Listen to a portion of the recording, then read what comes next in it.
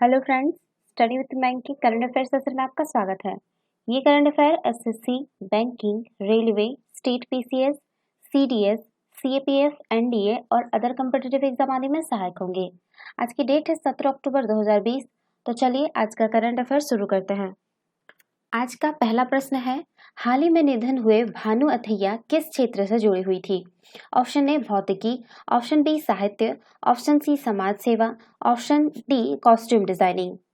देखिए, भारत की पहली ऑस्कर विजेता और कॉस्ट्यूम डिजाइनिंग भानु अथैया का 91 वर्ष की उम्र में निधन हो गया है। भानु अथैया का जन्म 28 अप्रैल लिख देते हैं 28 अप्रैल 1929 को कोल्हापुर में हुआ था।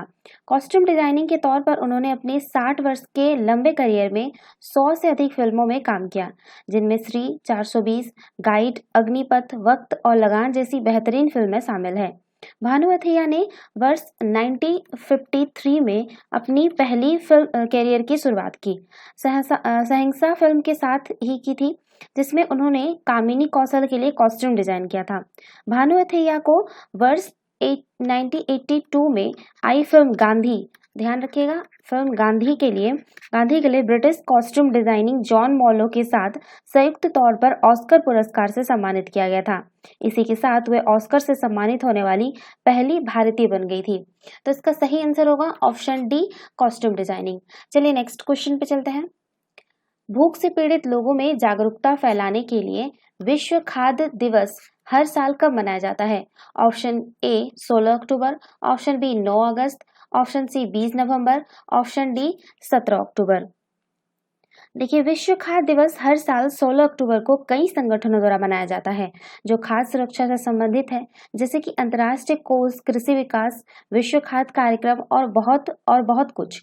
यह दिन भूख से पीड़ित लोगों के लिए जागरूकता फैलाने के लिए मनाया जाता है और सभी के लिए खाद्य सुरक्षा और पौष्टिक आहार की आवश्यकता सुनिश्चित करने के लिए मनाया जाता है। विश्व खाद्य दिवस का मुख्य उद्देश्य यह है कि भोजन एक बुनियादी और मौलिक मानव अधिकार है। विश्व खाद्य दिवस 2020 के थीम के बारे में बात करें तो कोविड-19 महामारी के प्रभाव से दुनिया भर के देशों को प्रभावित किया है। तो हैशटैग वर्ल्ड फूड डे ने वैश्विक एकजुटता के लिए सबसे कमजोर लोगों को ठीक करने और खाद्य प्रणालियों को उनके लिए अधिक टिकाऊ बनाने में मदद करने का आह्वान किया है। विश्व खाद्य दिवस मनाने के इतिहास के बारे में बात करें तो खाद्य और कृषि संगठन के सदस्य देशों ने 1979 में विश्व महासम्मेलन में विश्व खाद्य दिवस की स्थापना की और 16 अक्टूबर 1981 को, ध्यान रखिएगा 1981 को, ये तो सम्मेलन हुआ था उस टाइम, ठीक है, 20वां सम्मेलन था, उसमें 1981 को विश्व खाद्य दिवस मनाने की शुरुआत की गई। लेकिन शुरुआत कब हुआ है? 1981 को, ठीक है, 1981 को शुरुआत हुआ है। और संयुक्त राष्ट्र महासभा द्वारा 5 सितंबर 1980 को यह निर्णय की पुष्टि की गई और सरकारों और अंतर्राष्ट्रीय, राष्ट्रीय और स्थानीय संगठनों ने विश्व खाद्य दिवस मनाने में योगदान देने का आह्वान किया। इसी तरह से 1981 से विश्व खाद्य दिवस हर साल आयोजित किया जाता है। तो इसका सही आंसर होगा ऑप्शन ए 16 अक्टूबर। चलिए नेक्स्ट क्वेश्चन पे चलते हैं। देश की आतंकी गतिविधियों से बचाने के लिए राष्ट्रीय सुरक्षा गार्ड यानी एनएसजी का गठन किस वर्ष किया गया था? Option A 1995, option B 1984, option C 1976, option D 1962। देखिए, देश को आतंकी गतिविधियों से बचाने के लिए राष्ट्रीय सुरक्षा गार्ड यानी एनएसजी का गठन 1984 को किया गया था। एनएसजी का जो गठन है वो जर्मनी के, लिख देते हैं जर्मनी के GSG-9 और यूके यूनाइटेड किंगडम के सास के पैटर्न पर किया गया था, ठीक है, SAS के पैटर्न पर किया गया था। राष्ट्रीय सुरक्षा गार्ड जो है वो सरकार के गृह मंत्रालय के नियंत्रण में आता है। इसके जो प्रमुख होते हैं, महानिदेशक होते हैं। मुख्यालय इसका आपका पता होगा नई दिल्ली में होगा, नई दिल्ली में है, सॉरी। और इसके जो कर्मचारी हैं, अभी सक्रिय कर्मचारी की बात करें तो 7350 कर्मचारी हैं। इसके ऑपरेशंस के बारे में बात करें तो आपको पता होगा ब्लैक थंडर, ठीक है, अश्वमेध, ये उसके कुछ ऑपरेशन है। जम्मू और कश्मीर का है जो कॉम्बैट मिशन, आपका वज्र शक्ति और ब्लैक टार्नेडो, ब्लैक टॉर्नेडो, ये कुछ इसके ऑपरेशंस है, ठीक है। और बात करें एनएसजी के बारे में, तो भारत को एनएसजी जैसे सख्त बल की जरूरत 1984 के ऑपरेशन ब्लू स्टार के दौरान पड़ी थी।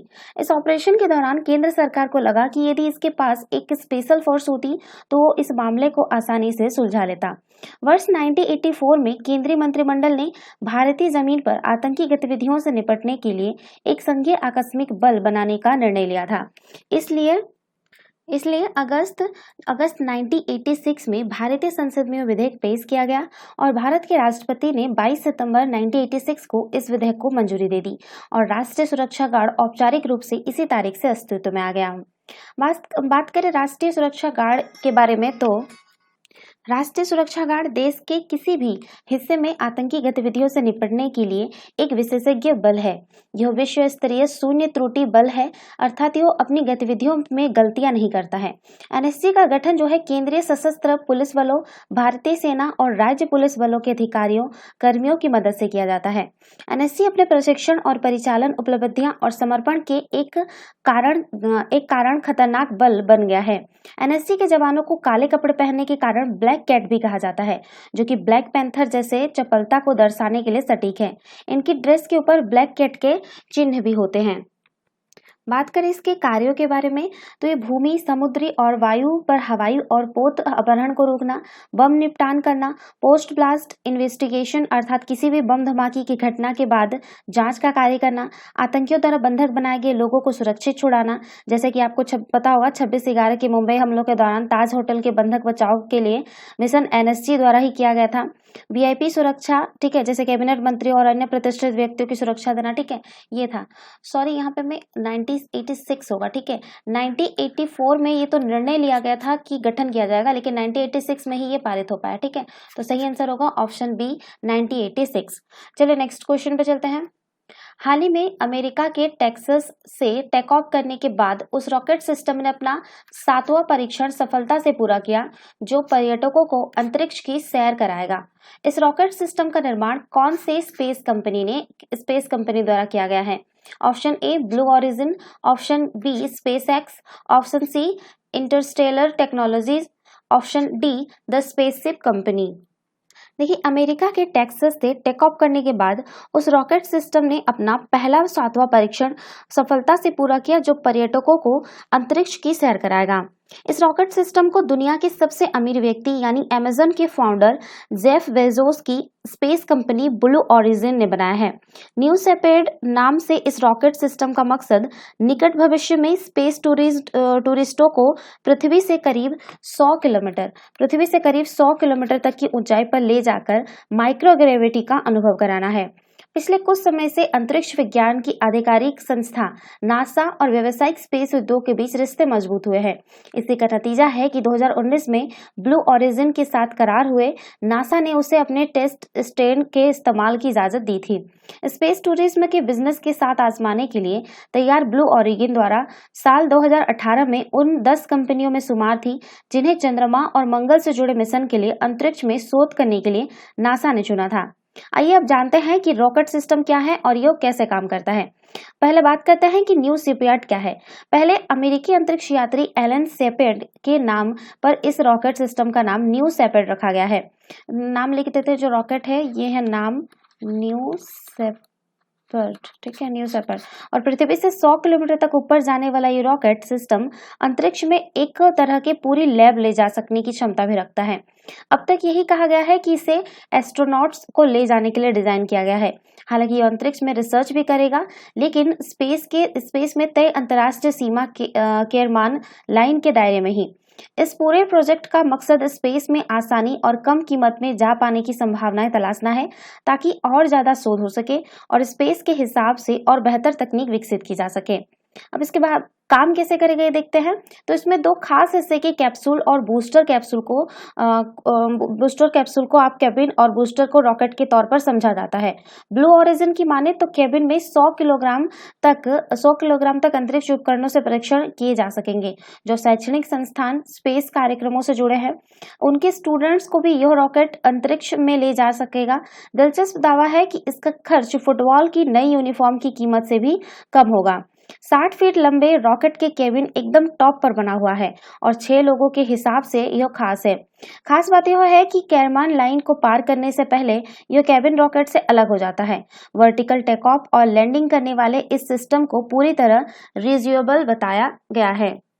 मजेदार यह है कि बूस्टर से अलग होने के बाद कैप्सूल अंतरिक्ष में आजादी से अपना काम कर सकता है। इधर बूस्टर पृथ्वी पर वापस आकर लैंड हो जाएगा तो कैप्सूल पैराशूट की मदद से अपने आप लैंड हो सकेगा। तो इसका सही आंसर होगा ऑप्शन ए, ब्लू ओरिजिन। ये ध्यान रखिएगा, ये जेफ बेजोस जो अमेजन के फाउंडर है उनका कंपनी है, ठीक है, ब्लू ओरिजिन। चलिए नेक्स्ट क्वेश्चन पे चलता है। हाल ही में उड़ीसा के कौन से राष्ट्रीय उद्यान जिसे कोविड-19 महामारी के मद्देनजर लॉकडाउन के कारण भारी आर्थिक नुकसान उठाना पड़ा, ने जानवरों के लिए संसाधन जुटाने हेतु अडॉप्ट एन एनिमल नामक अभिनव कार्यक्रम की पुनः शुरुआत की है? ऑप्शन ए, कोटगढ़ वन्यजीव अभ्यारण्य, ऑप्शन बी, नंदनकानन प्राणी उद्यान, ऑप्शन सी, चिल्का वन्यजीव अभ्यारण्य, ऑप्शन डी, सिमलीपाल वन्यजीव अभ्यारण्य। देखिए, उड़ीसा के भुवनेश्वर में नंदनकानन प्राणी उद्यान में जिसे कोविड-19 महामारी के मद्देनजर लॉकडाउन के कारण भारी आर्थिक नुकसान उठाना पड़ा, ने जानवरों के लिए संसाधन जुटाने हेतु अडॉप्ट एन एनिमल नामक अभिनव कार्यक्रम का पुनः शुरुआत की है। बात करें अडॉप्ट एन एनिमल कार्यक्रम के बारे में तो एनजेडपी जीव जंतुओं की प्रजातियों की विविधता के मामले में देश में अग्रणी चिड़ियाघरों में से एक है।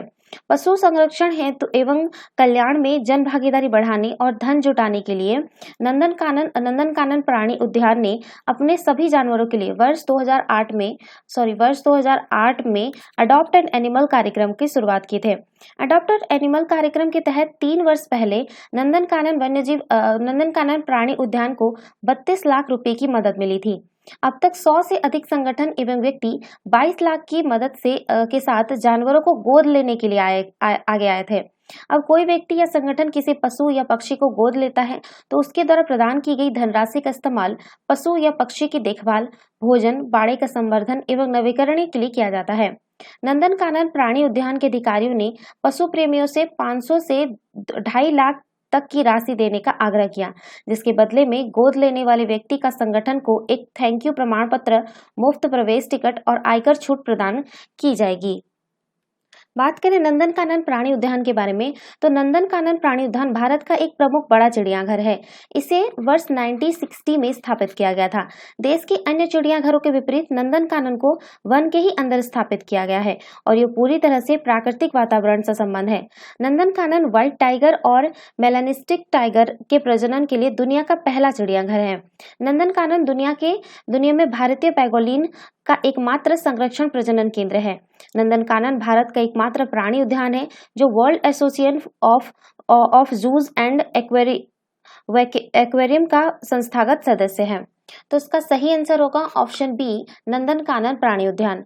चलिए नेक्स्ट क्वेश्चन पे चलते हैं।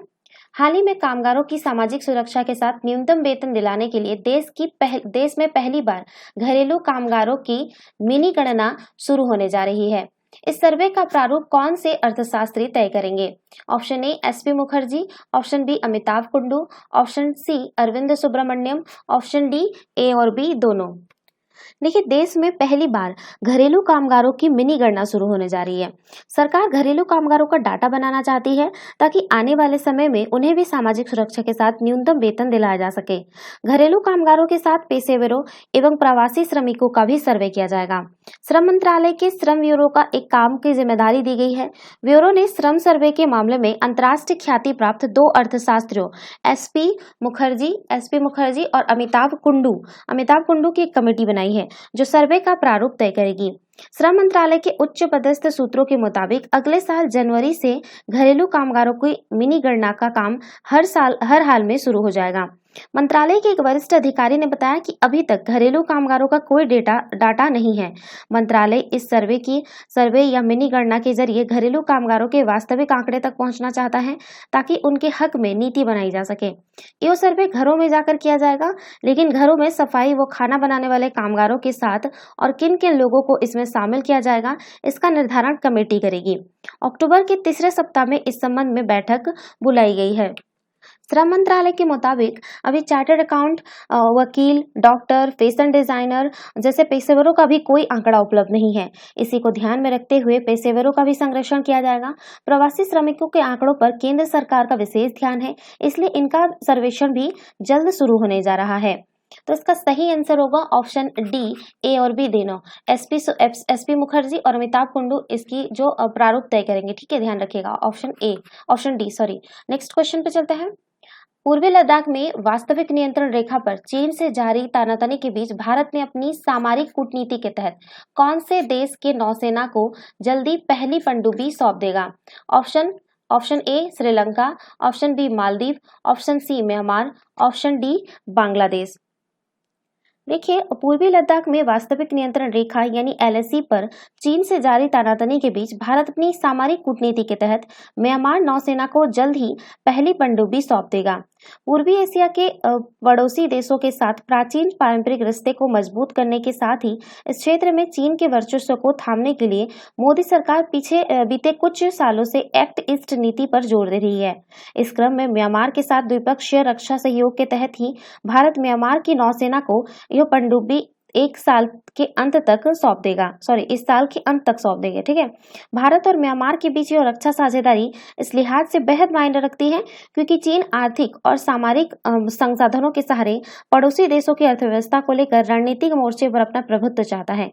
म्यांमार भी चीन के इस एजेंडे का अहम पड़ाव है। म्यांमार ने कुछ समय पहले अपनी नौसेना की विंग बनाने की घोषणा की थी, तब भारत ने उसमें उसकी मदद का वादा किया था। इसी वादे के अनुरूप भारत ने म्यांमार नौसेना को प्रशिक्षण में के लिए पहली पनडुब्बी सिंधुवीर देने की घोषणा की है। विदेश मंत्रालय के प्रवक्ता अनुराग श्रीवास्तव ने म्यांमार को पनडुब्बी दिए जाने से जुड़े सवाल का जवाब देते हुए कहा कि म्यांमार के साथ समुद्री क्षेत्र में सहयोग दोनों देशों के बीच बड़ी साझेदारी का हिस्सा है, इसलिए हम INS सिंधुवीर लिख देती हूँ,